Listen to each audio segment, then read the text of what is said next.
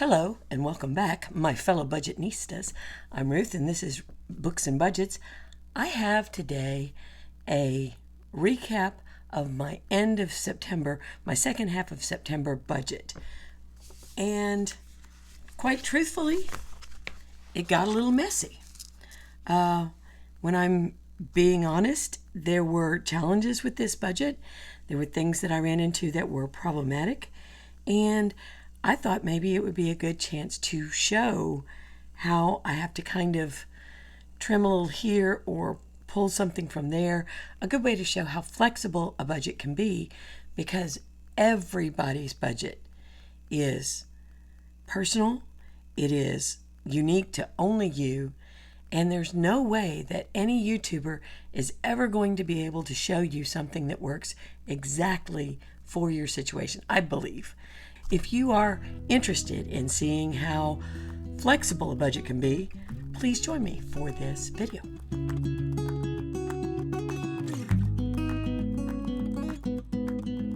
Okay, so to jump right in, this is where we left off, and if any of it looks different, it's because there was something. I had started this at whatever I had left over, and I don't think it was this, I think it was another number. Then I changed it back to my normal 50. Now I've changed it back even more. The issue is that I bought a $250 gift card from my son that he wanted the cash for.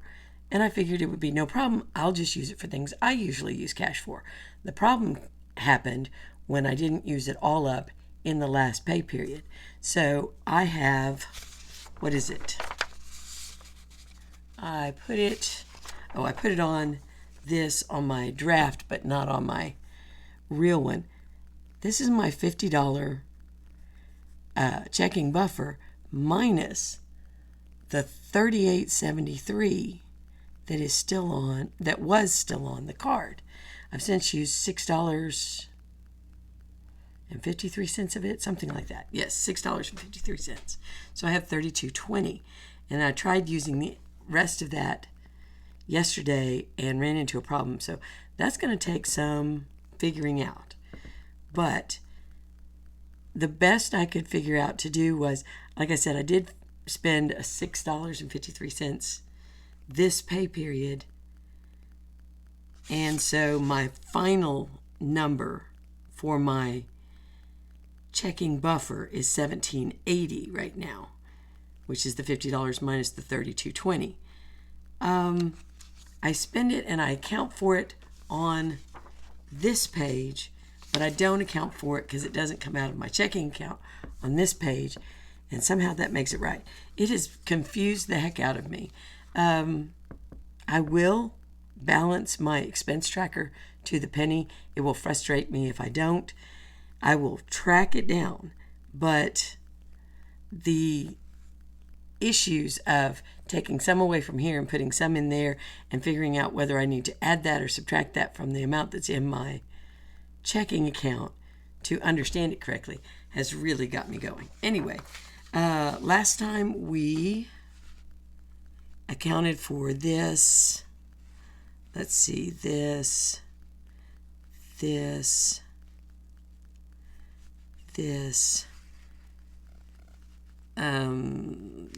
the 327 here.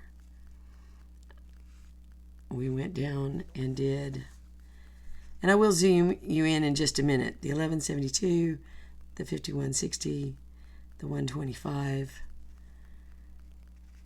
Okay, and the shopping for 36.35. But I think I'm going to go through and do the non-variables first. See, the eating out, car and fuel, all of that's variable. Groceries is variable. Miscellaneous is variable. Shopping I thought wasn't variable, but it ended up being. Entertainment down here for Netflix, $16.96. I want to put that in right here.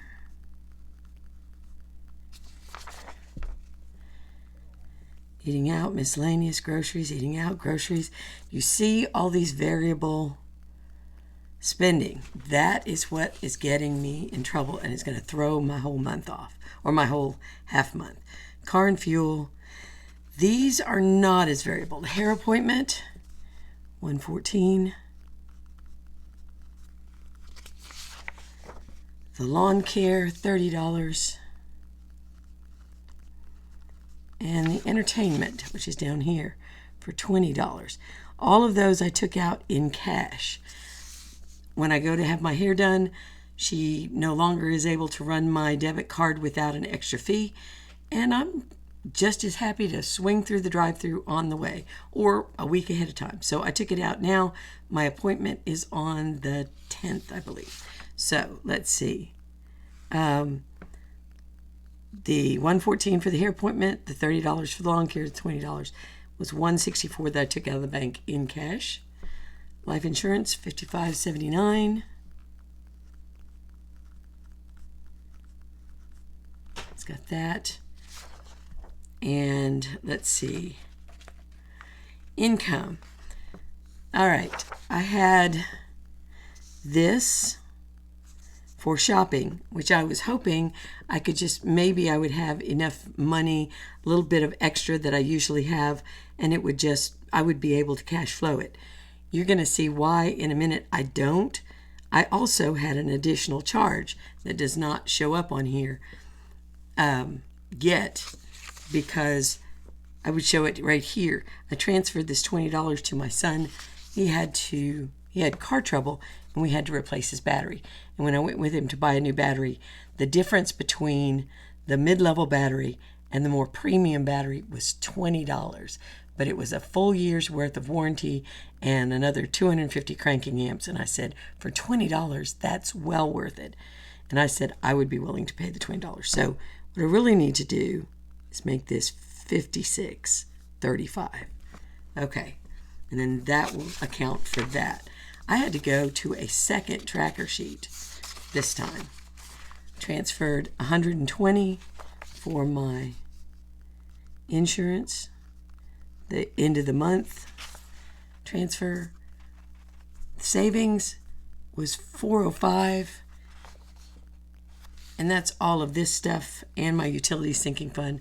I will get into that. But let's do the variables, because this, like I said, is where I got into trouble.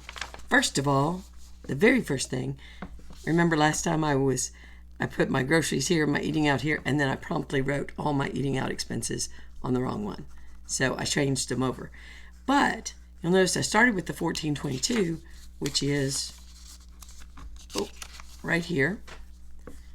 However, that was not the first thing that came out. First thing that came out was the gift card for $6.53. And I put like a star with that because I know that it came out of the gift card and not out of my checking account. So we will add that in with it in just a minute. Car and fuel, $30.01. Eating out, another $24.83. Yes, these already had dots on them from the other video that I did, but when I realized that I had started with the wrong amount and I was going to have to redo the whole thing and I'd done it in pen, I was not going to white out everything. I just printed another sheet and redid it. So, AutoZone, $9.84 for the battery for my remote, got that. Walmart, $55.51 for groceries, got that, but it was just for a few days. Miscellaneous, $21.06 for a local cigar and cocktail club that I met some friends at. And when I do stuff like that, I want to count it in miscellaneous. Maybe I should be counting it in entertainment, maybe self-care. I don't know. I end up putting it usually in miscellaneous like I do when I go out to eat for my second book club. The problem was all of these things were falling in the second half of the month. So you're going to see I'm going to have more. Eating out, $24.08 at Popeyes. We've got that right here. Let's see, going on down. Eating out at Wendy's. I did not eat out at Wendy's. My son, I got a hamburger for my son. I got a Baconator for my son. On my first book club, when I went over to another person's house and ate dinner and he had not eaten. So I offered. I should just let him. He's a big boy. He can be on his own for dinner. I don't have to ask. But I asked, would you like me to get something? And whenever I ask that, he's going to answer me. Okay, the second book club was at a local brewery. They had a good burger, $18.28, including the tip for a burger and fries. And I took half of it home to my son, so I didn't ask him if he wanted anything else. Groceries, got another little bit, $87.56. $87.56. Excuse me, I don't know if you could hear the sirens going by. Eating out. This was our normal eating out on Saturday, which I did not do without. So $27.99. You can tell already that my eating out budget, I mean, I was within less than $12 and I've already spent all of this. So yeah, there's a problem there. Groceries, another $69.29. Which isn't bad for groceries. I kind of stayed pretty close, but with everything else over, even a little bit over there was difficult. Then we went to my mom's for a Sunday dinner. She lives out of state, but it was her birthday last week, so we wanted to celebrate that, which added another $30 to my car and fuel. Let's see. I already talked about, this income. I transferred this from my personal checking account where I have my the transfer that I get every month for shopping, just about $25. I just keep it in my personal account. Transfer from checking or from shopping, I guess. It's almost like my own little shopping account. And I did 56.35? Yes.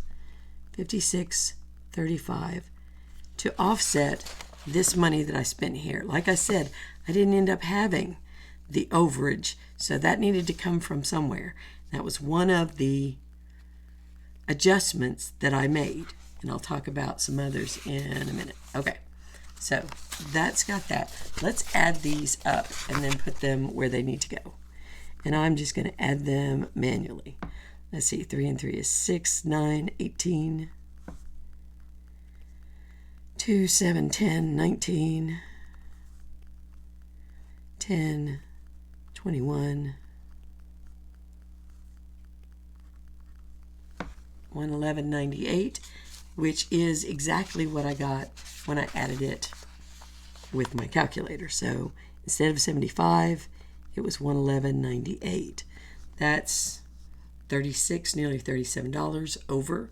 So you can see where this was becoming less and less likely. All right, groceries. 6, 3, 13, 22, 2, 7, 15, 21. That is what I got. I have 212, 36. Again, not too bad. Eating out was worse, quite obviously, but only $12 over on groceries. That's pretty good. However, car and fuel went $69.85, which was nearly $40 over. That was not excellent. Because of all this, I was going to order a yearbook with this money. I decided to put that off. Let me put that I've transferred these. And I didn't pay any medical expenses this time. Miscellaneous. Again, it's slightly more. So, let's see. $39.34. Yep, that's what I got. I want to make sure that you can see this up here. $39.34. Now, all of this was letting me know that I had a problem for this month. Now, not necessarily a bad problem, because if you look here, I have, what is this, $155, $160 here going to savings. And I also had money that I planned from the electric bill, which ended up being paid by a returned deposit that I got 2 months ago, and I still have more.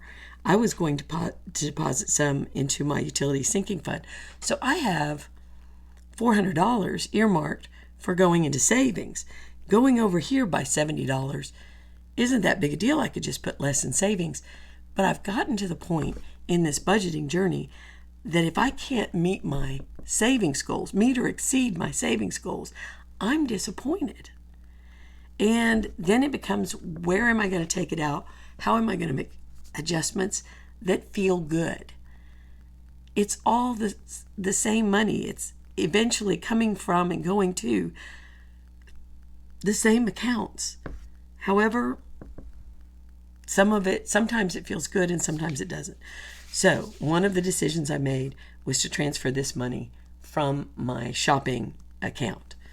That means that I ended up with a total amount to budget of $1,751.60. Okay, by the time you add up all of these, I did say I was going to zoom you in. By the time you add up all of these, they come to a total of $822.06. Now that's considerably below here, but remember, I wanted to put basically this, all of it or part of it, into my utility sinking fund. And at this point, I was thinking, since this was so much less, that I would put $235 in there. That would round up to a nice whole number in my savings, which I like doing that too. So, not all of what is left over is left over, if you know what I mean. $929.54. All right, we move that down here. And this was the problematic area. With all of my overages, this was over, this was over, this was over. This was the same, this was under, this was over, and this was over. With all of these overages, I spent $509. I want to make sure you can see this. $509.88. Here, let me get this out of the way since we're no longer using it. Which leaves me $419.66. Now, like I said, I want to meet or exceed my savings goals that I had planned with this amount, and I wanted to add $235 to this. That would be $485. I don't have that much. So something is going to have to give in here somewhere. Let me show you how I did it. Let's see. $419.66. Well, for one thing, this amount here, this $1127, is the amount that I wanted to keep. I just want to keep it steady. So instead of saving out $50, I put $1127 there. The $15 for tags and taxes has to go in there, as does the $25 saved for yearly subscriptions. Those are musts. I wanted to keep these, everything except the medical. The medical I didn't care as much about because I may have money coming in for that from somewhere else. So I kept all of these. $20 for each of these sinking funds that I want to see making some progress, and it's ever so slow. So I did that, and this time, let's see, so it ended up being $206.27, which left me $213.39. Now I like to leave over $10 in my change roundup to play with, and the first time I did, I think I had like $19, but I had mistakes in my expense tracker brought on by the confusion of that card, and I had left out at least one other charge. I had to go back in, refigure all of that. Like I said, I wanted to put $235 in here. I ended up putting in $210. I reduced it by $25. This again still gives me the nice even number. But when I say even, I've gotten into a habit of, I like numbers to either be in multiples of 25 or multiples of 250. So by adding this to my utility sinking fund, it gives me a multiple of 25, I think. So, but that only left $3.39 for my change roundup. Much less than I normally would. But that's okay. It ends up that I have these things to put into sinking funds, and I was able to cash flow some real overages over here that I had not anticipated. Every month is not like this. I may have an overage in groceries, but I won't have an overage in car and fuel or miscellaneous, and I won't have a shopping charge. It's usually much better than this. And also, last year, let's see, I would budget for $1,600 and I got $1,651 or 53, something like that, 51, I think. So I was underestimating my income by $50. Now I'm underestimating it by only $33, $34. And actually that's going to go down next month to $31. So it gives me less wiggle room in here. I don't know if you're following all of this logic, but it's the way I explain it to myself. I did have slightly more to budget with, so $51 more, but then I had so much overage here that by adjusting this by $25, that by $5, and of course having these, I was able to make exactly the adjustments that I wanted, bring it down to a zero-based budget. All right, let me zoom this back out. Another thing that I do, because this is the second half of the month, is I like to do this sheet, where did my money go, for my monthly budget. This one is very unusual because I had unusual spending and things above my budget. Started with a checking buffer of $50. The amount that I earned from my W-2, my paycheck at school, was $33.67.96. I had $5 extra from my son in the first half of the month for eating out. I had $1,696.35. That was money transferred from my medical sinking fund that I had put in there from my supplemental cancer insurance, plus money from my shopping, which led to a total monthly inflow of over $5,000, which is very unusual for me. I'm not going to go into each one of these, but as you can see by the greens and the reds, I spent less than I budgeted here by $430. I spent more than I budgeted for food. There's a big surprise, by $53.82, or if you add this $5 in, it'd be by $48.82, but it was more. I spent less on utilities by $244, and I only got to put $210 of that in savings. That bothers me a little bit. That's money that is getting nickeled and dimed away. I didn't save $244, I saved $210. I can live with it, but it bothers me a little bit. I'll try to do better. I spent $4.21 less on my insurance, which is basically my rounding up numbers. On car and fuel, I spent $54.87 more. That was on at least one tank of gas, maybe two extra in the month. One in the first part and one in the second part, plus the $9 to buy the battery for my remote.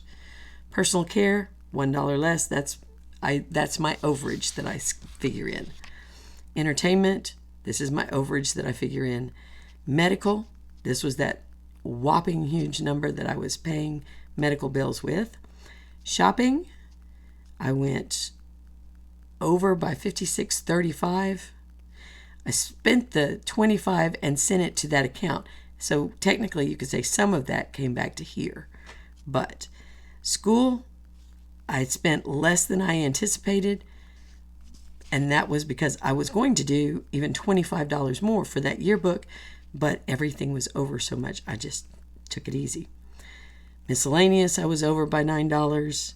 Savings, I was under by $275. No. Wait. I'm so goofy. This should have been in green. I am so sorry. This should have been in green. I wasn't under. I was over by $275.71, and that's a good thing when it's savings. Money that I gave to my son, I was under by $3. And this will tell you how the differences were with last month. I spent, all these red mean that this month I spent more than I spent last month. Obviously on medical, sometimes it was just $1 here or $1 there, but I had more money going out this month than last month. I need to be careful. I need to make sure I don't have 2 months or 3 months in a row that are like that. That's what doing this every month tells me. That is a rather convoluted and more complicated than usual recap of my second half of September budget and my final monthly budget breakdown of where everything went and how I stuck to my plans. Not as good the second half. The first half, it wasn't bad. I will say this right here, the savings used, which is sinking funds. It's been so nice to have them. Those are accounts that I am saving money, intending it to be used to spend. It doesn't feel great to spend them.